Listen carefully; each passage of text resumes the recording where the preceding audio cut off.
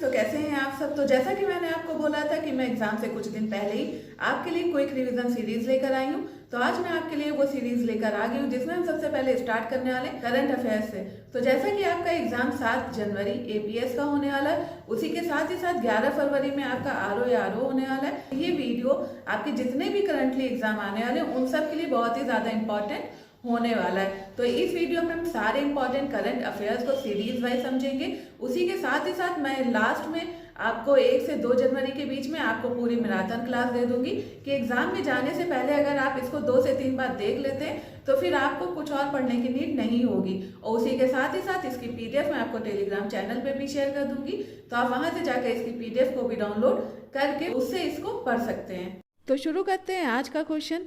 इसमें आप देखेंगे कि एक ही क्वेश्चन से आपके 10 से 12 क्वेश्चन बनने वाले हैं। तो सबसे पहले क्वेश्चन हम देख लेंगे जो कि हो जाएगा 3 से 5 नवंबर 2023 के मध्य दूसरा वर्ल्ड फूड इंडिया 2023 का आयोजन भारत मंडपम प्रगति मैदान नई दिल्ली में किया गया। तो इसमें सबसे पहले पूछ रहे हैं कि हमें इन कथनों पर विचार करना है और बताना है इसमें से कौन सा कथन जो है वो सही है। तो सबसे पहला जो कथन हो जाएगा उसमें बोल रहा है 3 से 5 नवंबर 2023 के बीच में जो दूसरा वर्ल्ड फूड इंडिया 2023 का आयोजन नई दिल्ली के प्रगति मैदान में हुआ। और दूसरा आपका हो जाएगा राष्ट्रपति द्रौपदी मुर्मू ने इसका उद्घाटन किया। तो इसमें से पूछ रहा है कि कौन सा आंसर आपका सही है।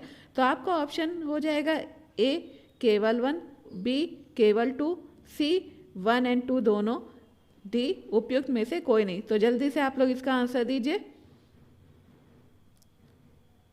तो इसका आंसर आपका हो जाएगा केवल 1। तो इसके बारे में हम लोग पूरा डिटेल में देख लेते हैं। दूसरा वर्ल्ड फूड इंडिया प्रोग्राम है क्या और वो कब से शुरू हुआ। दूसरा वर्ल्ड फूड इंडिया 2023 जो आयोजित हुआ था तो ये 3 से 5 नवंबर 2023 में आयोजित किया गया। और ये कहाँ पर हुआ था, ये नई दिल्ली के भारत मंडपम प्रगति मैदान में आयोजित किया गया था। इसका उद्देश्य क्या है, इसका उद्देश्य भारत को दुनिया की खाद्य टोकरी के रूप में प्रदर्शित करना और साथ ही साथ जो वर्ष 2023 है उसको अंतर्राष्ट्रीय मोटा अनाज वर्ष के रूप में मनाना। अंतर्राष्ट्रीय मोटा अनाज वर्ष क्या है इसके बारे में मैंने आपको कंप्लीट डिटेल में बताया था। तो कमेंट बॉक्स में आपको इसके बारे में बताना है और इसको एक और नाम से जाना जाता है तो वो भी आपको कमेंट बॉक्स में बताना है। जो इसकी पार्टनर कंट्री थी वो थी नीदरलैंड। इसका जो फोकस देश कौन सा था वो था जापान। और इसकी जो थीम है तो वो क्या होगी, वो होगी आपकी समृद्धि के लिए प्रसंस्करण। और इसका जो शुभंकर है वो है आपका मिलिन। और प्रधानमंत्री नरेंद्र मोदी ने इस कार्यक्रम का उद्घाटन किया और इसी के साथ ही साथ इसमें फूड स्ट्रीट का भी उद्घाटन किया गया और इसमें क्षेत्रीय व्यंजन और शाही पाक विरासत को भी दिखाया गया। नेक्स्ट क्वेश्चन हमारा हो जाएगा नवंबर 2023 में जारी EdelGive Hurun India philanthropy list 2023 में किसे दानदाताओं की सूची में शीर्ष स्थान प्राप्त हुआ है। तो आपका ऑप्शन हो जाएगा A Azim Premji, B Mukesh Ambani, C Gautam Adani and D Shiv Nadar. तो जल्दी से इसका आंसर आप लोग दीजिए। तो इसका आंसर हो जाएगा शिव नाडर। तो पूरा देख लेते हैं कि ये ह्यूरन इंडिया फिलैंथ्रोपी लिस्ट है क्या, उसमें कौन कौन किस नंबर पे आया उसके बारे में देख लेते हैं। तो EdelGive Hurun India philanthropy list जो कि 2023 की है वो जारी हुई। और वो कब जारी हुई, वो जारी हुई नवंबर 2023 को। किसके द्वारा इसको पब्लिश किया गया, तो वो था आपका EdelGive foundation and Hurun research institute के द्वारा। इस सूची में देश के 119 दानदाताओं व्यक्तियों को शामिल किया गया और इस सूची में HCL टेक्नोलॉजीज के संस्थापक शिव नाडर हैं, उनको टॉप रैंक हासिल हुई। और साथ ही साथ अगर देखा जाए जो फाइनेंशियल ईयर है 2022-23 में उन्होंने 2042 करोड़ रुपए दान किए हैं। और विप्रो के जो अजीम प्रेम जी हैं उन्होंने 1774 करोड़ रुपए दान देकर वो सेकंड प्लेस पर आए। और साथ ही जो रिलायंस इंडस्ट्रीज़ के अध्यक्ष मुकेश अंबानी और उनके परिवार ने 376 करोड़ रुपए दान देकर वो थर्ड रैंक उन्होंने हासिल की। उसके बाद आपका जीरोधा के जो सह संस्थापक हैं नितिन कामत और निखिल कामत, उन्होंने 110 करोड़ का दान देकर इस सूची में सबसे कम उम्र के दानदाता बन गए हैं। तो आपसे इससे कई क्वेश्चन निकलते हैं। एक तो ये है कि इसको रिलीज कौन करता है, साथ ही साथ इसमें नंबर 1 पे कौन है, और उसके बाद ही सबसे कम उम्र के दानदाता जो हैं वो कौन है, वो भी आपका इससे क्वेश्चन निकलेगा। नेक्स्ट क्वेश्चन हम देख लेते हैं। अक्टूबर 2023 में नवा जो G20 संसदीय अध्यक्ष शिखर सम्मेलन P20 कहाँ आयोजित किया गया? तो आपका ऑप्शन हो जाएगा A New Delhi, B Jaipur, C Dhaka and D Colombo. तो ये आपको बताना है कि इसका आंसर क्या हो जाएगा, तो जल्दी से इसका आंसर दीजिए। और साथ ही में आपको एक चीज़ का ये भी ध्यान रखना है कि आप जितने भी क्वेश्चन करते जा रहे हैं, अगर आपके पास OMR शीट है तो सो गुड, अगर नहीं है तो आप इसको कॉपी में नोट करते हुए चलिए। और वीडियो के एंड में आपको बताना है कि आपके कितने क्वेश्चन सही और कितने क्वेश्चन आपके गलत जा रहे हो, वो भी आप पूरे ईमानदारी के साथ बताइएगा, क्योंकि अगर आप अपने साथ ही ईमानदार नहीं हो पाएंगे तो एग्ज़ाम में फिर क्या ही कर पाएंगे। तो चलिए देख लेते हैं इसका आंसर। तो इसका आंसर हो जाएगा आपका न्यू दिल्ली। तो इसके बारे में देख लेते हैं। तो G20 संसदीय अध्यक्ष शिखर सम्मेलन, जिसको हम P20 कहते हैं, और उसका जो एडिशन था वो नवा था, तो वो कब आयोजित हुआ? तो वो 13 से 14 अक्टूबर 2023 में आयोजित हुआ। और कहाँ पर ये हुआ? तो ये India international convention and expo centre, जो कि हमारा यशोभूमि न्यू दिल्ली में है, वहाँ पर इसको आयोजित किया गया। और इसकी जो अध्यक्षता की वो की हमारे लोकसभा अध्यक्ष ओम बिरला जी ने। साथ ही साथ इसमें G20 देशों के अलावा 10 दूसरे देश और साथ ही साथ इंटरनेशनल ऑर्गेनाइजेशन के जो प्रतिनिधि हैं उन्होंने भी भाग लिया। इस सम्मेलन से पहले 20 अक्टूबर 2023 को लाइफ यानी पर्यावरण के लिए जीवन शैली पर एक संसदीय फोरम का भी आयोजन किया गया। मिशन लाइफ का जो शुभारंभ है वो 20 अक्टूबर 2022 को प्रधानमंत्री नरेंद्र मोदी और संयुक्त राष्ट्र के महासचिव एंटोनियो गुटेरेस द्वारा केवड़िया गुजरात में किया गया। तो आपका यहाँ से भी क्वेश्चन बन जाता है, यहाँ से भी क्वेश्चन बन जाता है, तो इसको आपको ध्यान में रखना है। नेक्स्ट हम देख लेते हैं अपना दूसरा क्वेश्चन कि अक्टूबर 2023 में गृह मंत्रालय ने जम्मू एवं कश्मीर डेमोक्रेटिक फ्रीडम पार्टी को विधि विरुद्ध क्रियाकलाप अधिनियम उपा 1967 के किस धारा के अंतर्गत विधि विरुद्ध संगठन घोषित किया है? तो इसका आपका ऑप्शन देख लेते हैं। तो इसका आपका ऑप्शन हो जाएगा ए धारा 2 क्लॉज 1, बी धारा 3 क्लॉज 1, सी धारा 3 क्लॉज 2 एंड डी धारा 4 क्लॉज 3। तो आपका इसमें आंसर हो जाएगा बी। तो इसके बारे में पूरा देख लेते हैं। तो विधि विरुद्ध संगठन जो है वो 5 अक्टूबर 2023 में घोषित किया गया। और इसे घोषित करने वाले कौन थे? वो है हमारे गृह मंत्रालय। तो गृह मंत्रालय के मिनिस्टर कौन है ये आपको कमेंट बॉक्स में बताना है। और घोषित किया गया विधि विरुद्ध क्रियाकलाप निवारण अधिनियम उपा 1967 की धारा 3 के क्लॉज 1 के अंतर्गत। और ये संगठन राष्ट्र विरोधी गतिविधियों में सम्मिलित है वर्ष 1998 से। और इसका काम क्या है? भारत में अलगाववाद और जो आतंकवादी कृत्यों को जो बढ़ावा दे रहे हैं तो उसके अगेंस्ट ये काम करेगा।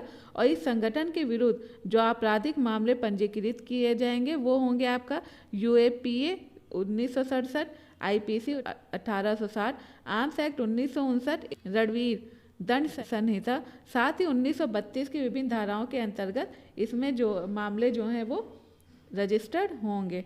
नेक्स्ट क्वेश्चन देख लेते हैं। वीरांगना रानी दुर्गावती स्मारक उद्यान के विषय में कौन सा तथ्य सही नहीं है?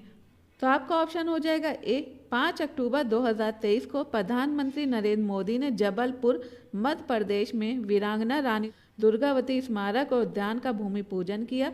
तो ये आपका सही है कि नहीं ये आपको बताना है। नेक्स्ट आपका हो जाएगा इसकी निर्माण लागत राशि जो है वो लगभग 100 करोड़ रुपए होगी। सी आपका हो जाएगा ये लगभग 31 एकड़ क्षेत्र में विस्तारित होगा। और डी हो जाएगा कि इसमें से रानी दुर्गावती की 52 फीट ऊंची कांस्य प्रतिमा स्थापित की जाएगी।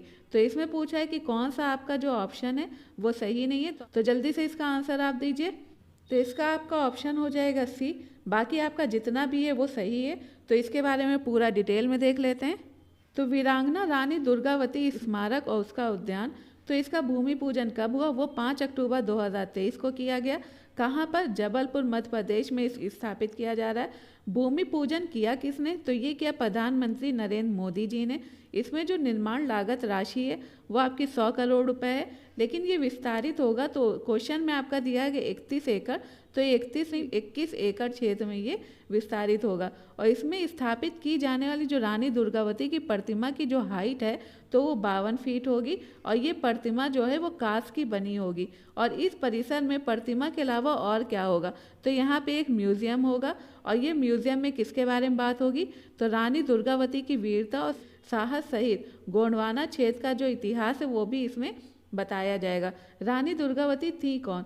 तो ये 16वीं शताब्दी के मध्य में गोंडवाना की शासिका थी। प्रधानमंत्री ने सिक्का और डाक टिकट भी जारी किया। किसका? वीरांगना रानी दुर्गावती की 500वीं जयंती पर। नेक्स्ट क्वेश्चन हमारा हो जाएगा 2 अक्टूबर 2023 को प्रधानमंत्री नरेंद्र मोदी ने ग्वालियर मध्य प्रदेश में लगभग कितनी राशि की विभिन्न विकास परियोजनाओं का शिलान्यास और लोकार्पण किया? हो जाएगा ए 18,350 करोड़ रुपए, बी 19,260 करोड़ रुपए, सी 20,240 करोड़ रुपए या डी 21,250 करोड़ रुपए। तो ये इतना डेटा वाला है, तो ये आपसे मैं वैसे भी नहीं पूछूंगी कि आपका सही है कि गलत है। तो इसका आंसर हो जाएगा आपका बी 19,260 करोड़ रुपए। तो इसके बारे में पूरा देख लेते हैं। प्रधानमंत्री नरेंद्र मोदी द्वारा ग्वालियर मध्य प्रदेश में विभिन्न विकास परियोजनाओं का शिलान्यास और लोकार्पण किया गया। शिलान्यास कब हुआ? 2 अक्टूबर 2023 को, और इसमें लागत राशि 19,260 करोड़ रुपए की हुई। और लोकार्पण हुआ कहाँ? तो दिल्ली के वडोदरा एक्सप्रेसवे PMY ग्रामीण के तहत निर्मित 2.2 लाख से अधिक घरों के गृह प्रवेश और PMAY शहरी के तहत घरों का शिलान्यास किया। जल जीवन मिशन परियोजना, आयुष्मान भारत स्वास्थ्य और संरचना मिशन के तहत 9 स्वास्थ्य केंद्रों के द्वारा इसका शिलान्यास किया गया। दूसरा, इसमें कौन कौन शामिल थे? तो ये आपके लिए इतना इम्पॉर्टेंट नहीं है, तो जो आपके लिए इम्पॉर्टेंट है मैं उतना ही आपको बताती चलती हूँ। देख लेते हैं नेक्स्ट क्वेश्चन। नेक्स्ट क्वेश्चन है 2 अक्टूबर 2023 को उत्तर प्रदेश के किन 2 शहरों में हर घर सोलर अभियान शुरू किया गया?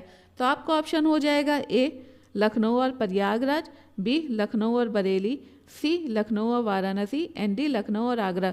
तो इसका आंसर आप लोग जल्दी से दीजिए कि क्या हो जाएगा। तो इसका आंसर आपका हो जाएगा लखनऊ और वाराणसी, यानी सी इसका आंसर हो जाएगा। तो ये शुरू कहाँ किया गया? ये शुरू किया गया उत्तर प्रदेश में।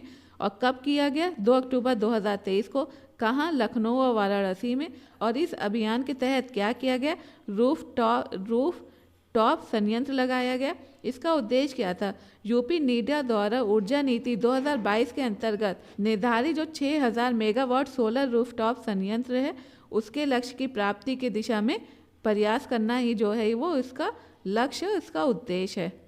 नेक्स्ट क्वेश्चन है जो कि आपका बताना है कि इन कथनों पर आपको विचार करना है, फिर बताना है कौन सा सही है कौन सा गलत है। इस पे आपको बहुत ज़्यादा फोकस करना है, क्योंकि यही हमारा एग्ज़ाम में हमको फंसाता है कि वो पूछ लेता है कि कौन सा सही नहीं है, हम कहीं ना कहीं उसको ध्यान नहीं दे पाते और हम जो सही होता है उसको करके चले आते हैं। तो इसमें क्वेश्चन क्या पूछा है? 17 से 19 अक्टूबर 2023 के मध्य तीसरा global maritime India summit 2023 Ahmedabad में आयोजित हुआ। सेकंड आपका हो जाएगा प्रधानमंत्री नरेंद्र मोदी ने वर्चुअल माध्यम से इस सम्मेलन का उद्घाटन किया। तो आपका ऑप्शन हो जाएगा ए केवल 1, बी केवल 2, सी केवल 1 और 2 दोनों, एंड डी उपयुक्त में से कोई नहीं। तो आपका इसमें आंसर हो जाएगा बी केवल 2। तो इसके बारे में देख लेते हैं। तो तीसरा ग्लोबल मैरीटाइम जो इंडिया समिट है वो आपकी 17 से 19 अक्टूबर 2023 में हुई। कहाँ पर हुई? मुंबई, महाराष्ट्र में। किसके द्वारा की गई? केंद्रीय पोत परिवहन एवं नौवहन मंत्रालय, भारत सरकार द्वारा।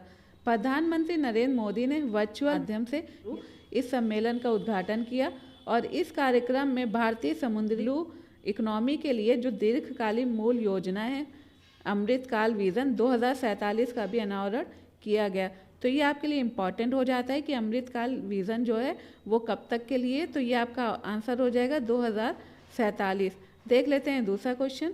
के बाद हो जाएगा अक्टूबर 2023 में केंद्र सरकार ने इजराइल से भारतीयों की वापसी के लिए किस नाम से ऑपरेशन शुरू किया? आपको पता है कि किस तरह से पैलेस्टीन और इजराइल में वॉर शुरू हुई। तो वहाँ पे जो भारतीय फंसे हुए थे तो उनको निकालने के लिए गवर्नमेंट ऑफ इंडिया ने एक मिशन शुरू किया, जिसका नाम उन्होंने क्या रखा तो ये आपको कमेंट बॉक्स में बताना है। तो आपका ऑप्शन हो जाएगा A operation Vijay, B operation Ajay, C operation Ganga, and D operation Kaveri. तो जल्दी जल्दी बताइए इसका आंसर क्या होगा।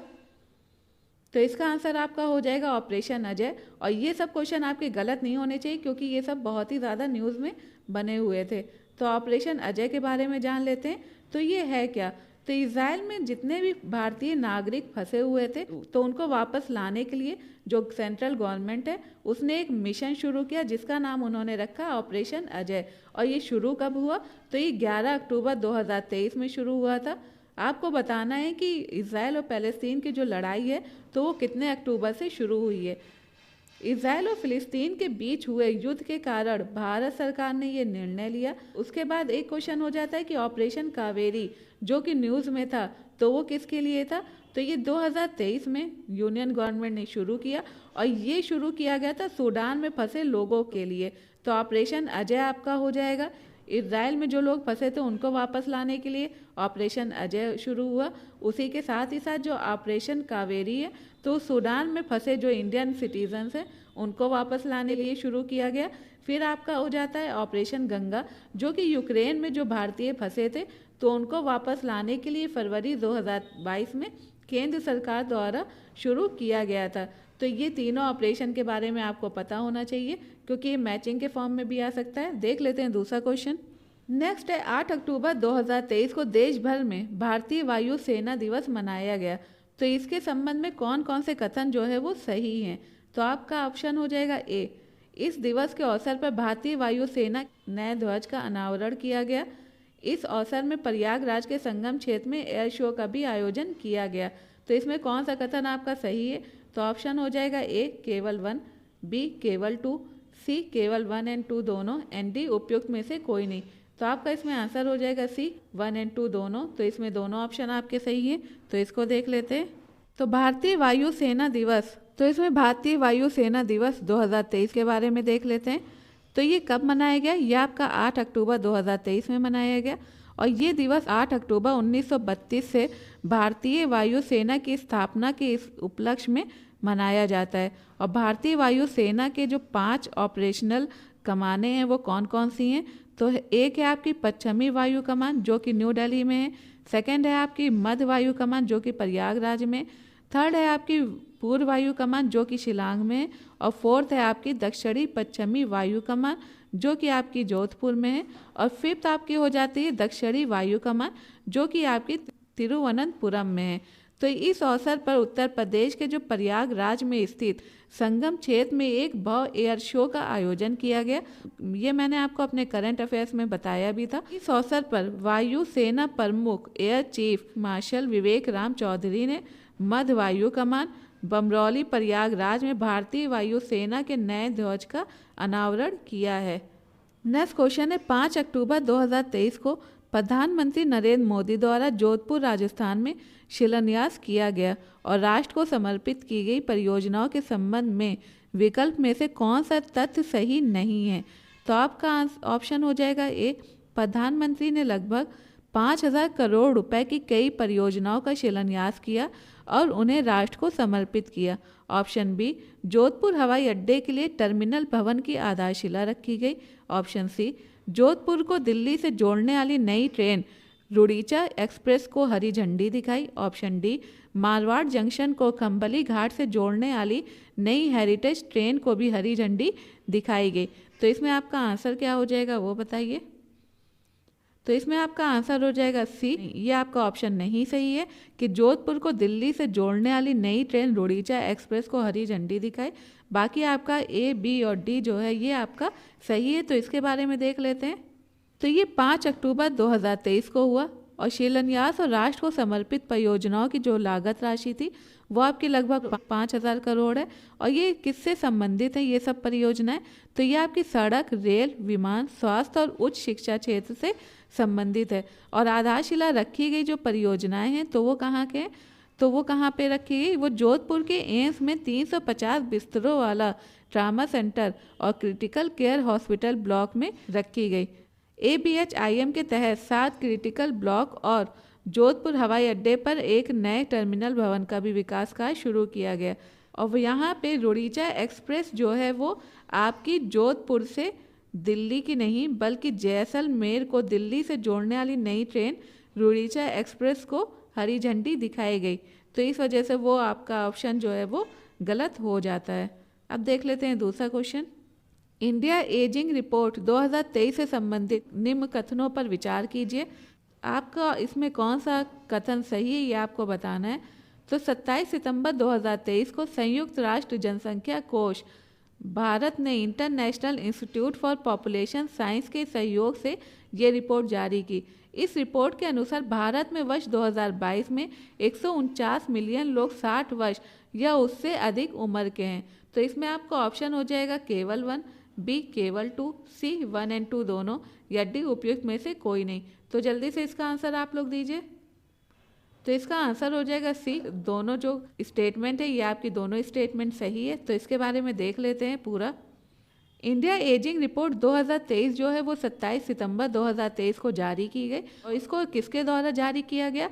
यह आपका संयुक्त राष्ट्र जनसंख्या कोष भारत द्वारा international institute for population science के सहयोग से जारी किया गया। इसमें क्या क्या हुआ ये हमारे लिए जानना ज़्यादा इम्पॉर्टेंट है कि ये रिपोर्ट भारत में वृद्ध व्यक्तियों की जो लाइफ स्टाइल है और जो कल्याण की गहन समीक्षा करती है उसके बारे में बात किया है। उसके साथ ही साथ भारत में जो लॉन्गिट्यूडनल एजिंग सर्वे है यानी वर्ष 2017-18 में भारत सरकार की जनगणना और भारत सरकार द्वारा जो जनसंख्या अनुमान है 2011 से 2036 तथा संयुक्त राष्ट्र आर्थिक और सामाजिक मामलों के विभाग द्वारा जारी विश्व जनसंख्या संभावना 2022 से उपलब्ध नवीनतम जो डेटा है उसके आधार पर बताया गया है इसमें चीज़ों को। और विश्व स्तर पर 2022 में 60 वर्ष या उससे अधिक आयु के लोग जो हैं वो 1.1 बिलियन व्यक्ति हैं और ये विश्व की कुल 7.9 बिलियन जनसंख्या का 13.9% है। और अगले 3 दशकों में अगर देखा जाए तो विश्व भर में वृद्ध व्यक्तियों की जो संख्या है वो वर्ष 2050 तक बढ़कर 2.1 मिलियन हो जाएगी। तो कुल जनसंख्या का जो लगभग है ये 22% होगा। और भारत में अगर बात की जाए तो भारत में वर्ष 2022 में 60 वर्ष या उससे अधिक आयु के 149 मिलियन व्यक्ति हैं। तो ये देश की कुल जनसंख्या के लगभग 10.5% है। और भारत में वृद्ध व्यक्तियों की संख्या वर्ष 2050 तक 347 मिलियन हो जाएगी जो कि कुल जनसंख्या का 20.8% होगी। तो देख लेते हैं अब नेक्स्ट क्वेश्चन। नेक्स्ट क्वेश्चन है भारत ड्रोन शक्ति 2023 से संबंधित ये कथन कौन से इसमें सही है तो आपको उसके बारे में बताना है। तो आपका ऑप्शन हो जाएगा 25-26 सितंबर 2023 के मध्य इसका आयोजन कहाँ हुआ था? ग्वालियर मध्य प्रदेश में किया गया। आपका इसमें ऑप्शन बी हो जाएगा। और इस दौरान पहला C-295 परिवहन जो विमान है वो औपचारिक रूप से भारतीय वायुसेना में शामिल किया गया। तो आपका ऑप्शन इसमें कौन सा सही हो जाएगा? तो वो हो जाएगा केवल 2।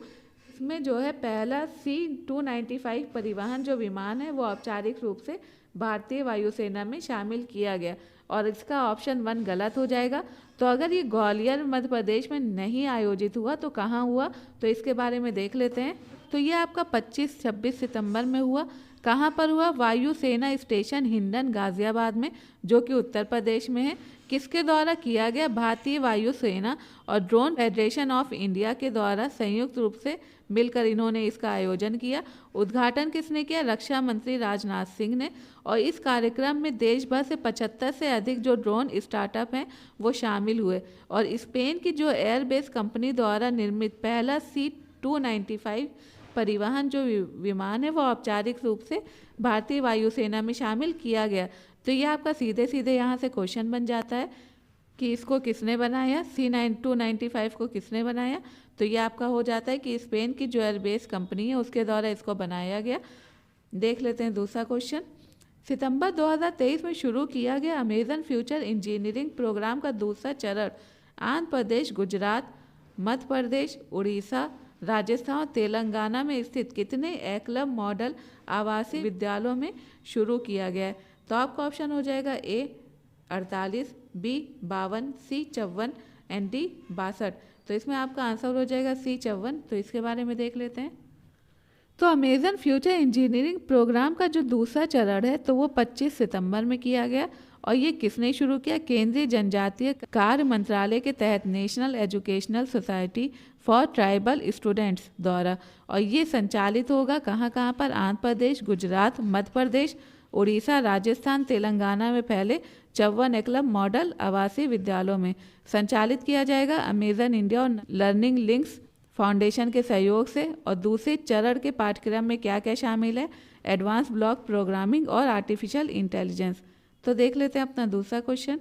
नेक्स्ट क्वेश्चन है, 24 सितंबर 2023 को प्रधानमंत्री नरेंद्र मोदी द्वारा हरी झंडी दिखाकर रवाना की गई 9 वंदे भारत एक्सप्रेस ट्रेनों के संबंध में विकल्प में से कौन सा तथ्य सही नहीं है। तो आपका ऑप्शन हो जाएगा ए, प्रधानमंत्री ने उदयपुर जयपुर वंदे भारत एक्सप्रेस ट्रेन को हरी झंडी दिखाई, हैदराबाद बंगलुरु वंदे भारत एक्सप्रेस को हरी झंडी दिखाई, पटना दिल्ली वंदे भारत एक्सप्रेस ट्रेन को हरी झंडी दिखाई, कि कासरगोड तिरुवनंतपुरम वंदे भारत एक्सप्रेस ट्रेन को हरी झंडी दिखाई। तो इसमें से कौन सा आपका ऑप्शन सही नहीं है। तो आपका हो जाएगा सी, पटना दिल्ली वंदे भारत एक्सप्रेस ट्रेन को हरी झंडी नहीं दिखाई। बाकी आपका इसमें तीनों ऑप्शन सही है। तो इसके बारे में देख लेते हैं। तो 9 वंदे भारत ट्रेनों की एक साथ शुरुआत हुई है। इन ट्रेनों को हरी झंडी दिखाकर रवाना किया गया, और किसने किया, प्रधानमंत्री नरेंद्र मोदी जी के द्वारा। और ये वीडियो कॉन्फ्रेंसिंग के माध्यम से हुआ। कब हुआ, 24 सितंबर 2023 को। इसमें से 9 वंदे भारत एक्सप्रेस ट्रेन कौन सी है, एक है आपकी उदयपुर से जयपुर तक, दूसरी है तिरुनेलवेली मदुरै चेन्नई तक, हैदराबाद बंगलुरु विजयवाड़ा चेन्नई, पटना हावड़ा, कासरगोड तिरुवनंतपुरम, राउरकेला भुवनेश्वर, रांची हावड़ा और जामनगर अहमदाबाद जो है वो 9 वंदे भारत एक्सप्रेस ट्रेन है, जिनको 24 सितंबर को प्रधानमंत्री जी के द्वारा हरी झंडी दिखाई गई। नेक्स्ट क्वेश्चन है, सितंबर 2023 में शुरू किए गए ट्रैवल फॉर लाइफ के संबंध में निम्न कथनों पर विचार करना और कौन से कथन इसमें से सही है। तो आपका ऑप्शन हो जाएगा 27 सितंबर 2023 को केंद्रीय पर्यटन मंत्रालय द्वारा ट्रैवल फॉर लाइफ का वैश्विक शुभारंभ किया गया। ये मिशन लाइफ के तहत पर्यटन क्षेत्र की ओर एक लक्षित क्षेत्रीय कार्यक्रम है। इसे पर्यावरण वन और जलवायु परिवर्तन मंत्रालय UNWTO और UNEP के साथ साझेदारी में शुरू किया गया। तो इसमें आपका कौन सा आंसर सही है। तो आपका आंसर हो जाएगा डी, उपयुक्त सभी। ये तीनों ऑप्शन जो है वो आपके सही है। तो इसके बारे में देख लेते हैं। तो ट्रैवल फॉर लाइफ ये 27 सितंबर 2023 को इसका शुभारंभ हुआ, और इसका इनॉग्रेशन किसने किए, केंद्रीय पर्यटन मंत्रालय ने। शुरू कब किया गया, विश्व पर्यटन दिवस 2023 के अवसर पर। कहाँ से शुरू किया गया, नई दिल्ली के भारत मंडपम से।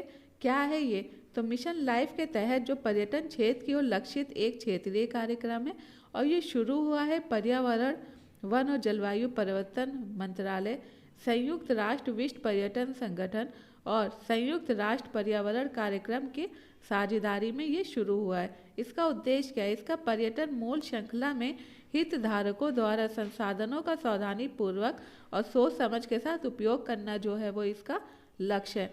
देख लेते हैं दूसरा क्वेश्चन। 23 सितंबर 2023 को उत्तर प्रदेश में लोकार्पित किए गए 16 अटल आवासीय विद्यालयों के संबंध में कौन सा कथन सही नहीं है। तो इसमें आपका हो जाएगा डी, इन आवासीय विद्यालयों में प्रत्येक 1500 छात्रों को समायोजित करने का लक्ष्य रखा गया। तो यह आपका आंसर गलत है। बाकी आपका 16 अटल आवासीय विद्यालयों का लोकार्पण प्रधानमंत्री जी ने किया। ये आवासीय विद्यालय विशेष रूप से कोविड-19 महामारी के कारण जो प्रभावित मजदूरों, निर्माण श्रमिकों और अनाथ बच्चों के लिए शुरू किए गए हैं, और प्रत्येक स्कूल 10 से 15 एकड़ क्षेत्र में निर्मित किया गया है। तो अब क्वेश्चन आता है, निर्मित कहाँ किया गया। तो ये उत्तर प्रदेश में निर्मित किया गया। इसकी जो लागत राशि है वो लगभग 1115 करोड़ रुपए है। 23 सितंबर 2023 को वाराणसी में इसको लोकार्पण किया गया, और इसको किसने किया, प्रधानमंत्री नरेंद्र मोदी ने। ये शुरू किया गया, क्यों शुरू किया गया, विशेष रूप से जो कोविड-19 महामारी के कारण जो मजदूर प्रभावित हुए थे, जो निर्माण श्रमिक थे और अनाथ बच्चों के लिए इस स्कूल को शुरू किया गया। और इसका उद्देश्य है कि गुणवत्तापूर्ण शिक्षा प्रदान करना और बच्चों के समग्र विकास में मदद करना। और इन विद्यालयों में प्रत्येक 1000 छात्रों को समायोजित करने का लक्ष्य रखा गया है। इसी वजह से आपका ऑप्शन डी गलत था, क्योंकि उसमें वो 1500 बोल रहा था। नेक्स्ट क्वेश्चन है हमारा, 49वीं अखिल भारतीय पुलिस विज्ञान कांग्रेस 2023 से संबंधित ये कथन है, और इनमें बताना है कौन सा सही है। तो इसमें आपका हो जाएगा आंसर बी, केवल दूसरा इसमें सही है कि इसका जो मुख्य थीम है वो है आपकी अमृत काल में पुलिसिंग। बाकी ये 7-8 अक्टूबर 2023 के मध्य भोपाल में इसका आयोजन हुआ। तो ये आपका गलत है। तो कहाँ आयोजन हुआ था, तो वो देख लेते हैं। 7 से 8 अक्टूबर में आयोजित किया गया था। कहाँ, देहरादून उत्तराखंड में। किसके द्वारा, पुलिस अनुसंधान विकास ब्यूरो एवं उत्तराखंड पुलिस के द्वारा। उद्घाटन किसने किया, केंद्रीय गृह मंत्री अमित शाह ने, और इसकी जो थीम क्या थी वो थी अमृतकाल में पुलिसिंग। देख लेते हैं अपना दूसरा क्वेश्चन। सितंबर 2023 में उत्तर प्रदेश ने 100% ODF प्लस कवरेज हासिल कर लिया है, और ये कवरेज हासिल करने के संबंध में कौन सा तथ्य सही नहीं है? तो इसमें आपका आंसर हो जाएगा डी, कि इसमें 95,767 ODF प्लस गाँवों में से 4,306 गाँव ODF प्लस आदर्श गाँव हैं। तो ये आपका गलत है, बाकी आपका ये तीनों सही है। तो इसके बारे में देख लेते हैं। तो उत्तर प्रदेश द्वारा 100% ODF प्लस कवरेज जो हासिल हुई है, तो वो कब हुआ? सितंबर 2023 में। किसके तहत? स्वच्छ भारत मिशन ग्रामीण के दूसरे चरण के तहत। लक्ष्य हासिल कितना किया? राज्य के सभी 95,767 गाँवों ने ठोस अपशिष्ट प्रबंधन या तरल अपशिष्ट प्रबंधन के साथ ODF प्लस महत्वाकांक्षी गांव जो है वो है 81,744, और ठोस अपशिष्ट जो प्रबंधन तथा तरल अपशिष्ट प्रबंधन दोनों की व्यवस्था के साथ ODF प्लस उभरते गांव कितने? 10,217। आदर्श गांव कितने हैं आपके? 3,806। ये आप देख लीजिएगा, ये इतना ज़्यादा इंपॉर्टेंट नहीं है, इसमें डेटा है। हालांकि UPPCS में डेटा पूछ लेता है, तो ये मैं आपको अपने टेलीग्राम चैनल पे शेयर कर दूंगी, तो आप इसको जाके देख लीजिएगा, तब आपके ये माइंड में ज़्यादा अच्छे से रह पाएगा। नेक्स्ट क्वेश्चन हो जाएगा। सितंबर 2023 में प्रधानमंत्री नरेंद्र मोदी ने रायगढ़ छत्तीसगढ़ में लगभग कितनी राशि की रेलवे परियोजनाओं को राष्ट्र को समर्पित किया है? तो इसमें ऑप्शन हो जाएगा आपका 6,350 करोड़। तो इसमें जो जो एग्ज़ाम के पॉइंट ऑफ व्यू से इम्पॉर्टेंट हो गए, मैं उसको पूरा आपको डिटेल में एक्सप्लेन करूंगी। अदरवाइज जो लगेगा कि वो इतना ज़्यादा इम्पॉर्टेंट नहीं है, तो वो मैं आपको PDF दे दूंगी, तो आप उसे खुद से भी पढ़ के चले जाएंगे, तो उतना आपके लिए सफिशिएंट होगा। क्योंकि स्मार्ट स्ट्रेटजी यही होती है कि क्या ज़रूरी है उसको हमें कायदे से और पहले पढ़ना चाहिए। तो इसमें देख लेते हैं कि प्रधानमंत्री द्वारा छत्तीसगढ़ में राष्ट्र को समर्पित जो रेल परियोजनाएं हैं, तो वो कब हुई? 14 सितंबर 2023 को। कहाँ हुई? रायगढ़ में। बाकी और इतना ज़्यादा इसमें इम्पॉर्टेंट नहीं है, तो दूसरा देख लेते हैं। तो संविधान 128वां जो संशोधन था, उधर विधेयक 2023 में लोकसभा, राज्यसभा, राज्य विधानसभा और राष्ट्रीय राजधानी क्षेत्र दिल्ली की विधानसभा महिलाओं के लिए कुल कितनी सीटें आरक्षित किए जाने का प्रावधान किया गया है? तो इसमें आपका 33% हो जाएगा। तो ये क्वेश्चन हमारे लिए इम्पॉर्टेंट है, तो आप इसको स्टार मार्क करके रख लीजिए। तो लोकसभा में ये जो बिल पारित हुआ वो 20 सितंबर 2023 को पारित हुआ, और इसमें पक्ष और विपक्ष में कितने वोट पड़े थे? तो 454 पक्ष में और 2 जो है विपक्ष में। राज्यसभा द्वारा जो ये पारित किया गया, तो वो 21 सितंबर 2023 में। राज्यसभा में पक्ष में कितने मत पड़े थे? 214, और विरोध में एक भी मत इसमें नहीं पड़ा था। विधेयक का दूसरा नाम क्या है? महिला आरक्षण विधेयक 2023। विधेयक का सरकार के द्वारा रखा गया नाम क्या है? नारी शक्ति वंदन अधिनियम। तो इसमें है क्या? इसमें लोकसभा, राज्यसभा, राज्य विधानसभा और राष्ट्रीय राजधानी 6 दिल्ली विधानसभा में महिलाओं के लिए कुल 1/3 यानी 33% जो सीटें हैं वो आरक्षित करने का प्रावधान है। तो आज की वीडियो में बस इतनी। नेक्स्ट वीडियो में मैं इसके आगे के टॉपिक को कवर करने वाली हूँ, और मैं पूरी कोशिश करूंगी कि ज्यादा से ज्यादा टॉपिक उसमें कवर किए जा सके। तो आपको मेरा वीडियो कैसा लगा कमेंट बॉक्स में जरूर बताइएगा। अगर आपको मेरा वीडियो पसंद आता है तो आप मेरे वीडियो को लाइक, शेयर और चैनल को सब्सक्राइब करना ना भूलें। तब तक के लिए अपना ख्याल रखें, पढ़ते रहें। Thank you, bye bye.